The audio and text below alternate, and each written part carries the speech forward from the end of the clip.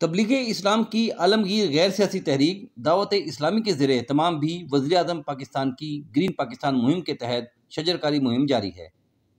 تنظیم کی جانب سے سکھر میں قبرستانوں، شاہراہوں، پارکوں، اسکولوں سمیت مختلف مقامات پر پودے لگائے جا رہے ہیں۔ کیونکہ ہم نے صرف پودا نہیں لگانا ہے، درخت بھی بنانا ہے، جس طرح ہمارا سلوگن ہے پودا لگانا ہے، درخت بنانا ہے۔ اس کے لیے ہم نے لوکل انتظامیہ سے بھی بات کی ہے اور میونسپل کارپوریشن کے ساتھ جو ہے وہ ہم نے MOU بھی سائن کیا ہے، جس کے اندر میونسپل کارپوریشن کی اور FGRF دعوت اسلامی کا جو ادارہ ہے ان کی یہ ذمہ داری ہے کہ پودا بھی لگانا ہے، اس کو پانی بھی دینا ہے اور اس کو جو بھی اس کے وسائل ہیں، جو بھی اس کے معاملات ہیں وہ سارے مکمل کرنا ہے۔ اس وقت ہم نے سکھر میں جو ہے وہ الحمدللہ عز و جل 26 مقامات پر پلانٹیشن کا ذہن تھا ہمارا، اور اس میں سے 22 مقامات پر ہم الحمدللہ پلانٹیشن کر چکے ہیں۔ تقریباً 1800 کے قریب ہمارا ہدف ہے یہاں پر پورے شہر بھر میں پودے لگانے کا، اور اس کے اندر الحمدللہ 22 مقامات پر ہم پودے لگا چکے ہیں۔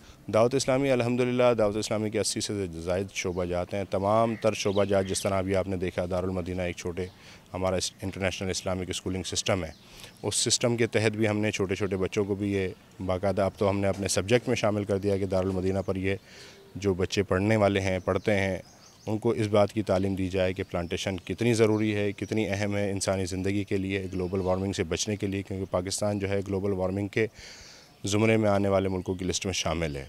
تو الحمدللہ اس کے ہر شعبہ جات میں ہر شعبہ ذمہ دار جو ہے وہ اپنے تحت کام کر رہا ہے۔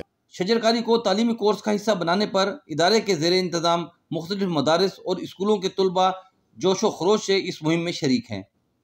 اس کے علاوہ اس قومی مہم میں بزرگوں اور نوجوانوں کے ساتھ ساتھ بچے بھی بڑھ چڑھ کر حصہ لے رہے ہیں۔ انشاءاللہ عز و جل پاکستان کو سرسبز بنانا ہے، اور امیر اہل سنت کی اس دعا پہ ہمیں لبیک کہہ رہے ہیں، اور انشاءاللہ اس عمل کو جاری رکھیں گے۔ آج ہم نے پودے بھی لگائے اور پچھلے لگے ہوئے پودوں کو ہم نے پانی بھی دیا۔ بلا شبہ شجرکاری کی یہ مہم پاکستان میں ماحولیاتی تبدیلیوں کے منفی اثرات کو کم کرنے میں کارگر ثابت ہوگی۔ ہر شخص کو شجرکاری مہم میں بڑھ چڑھ کر حصہ لینا چاہیے۔